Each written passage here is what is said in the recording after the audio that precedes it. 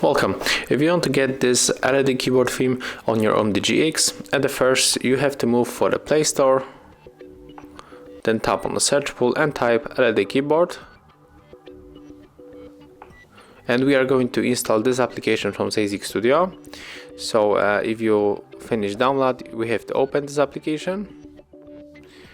And after that you will get a few notifications that you have to accept. And after that you are able to set your favorite theme. You have to mute this ad and then close it after a few moments. You will get this close button or the X under some of the corner. So if you want to apply, for example, this theme, you have to click to download. As you can see, here we got another theme. Thank you guys for watching. Leave thumbs ups, comments and subscribe to our channel. See ya!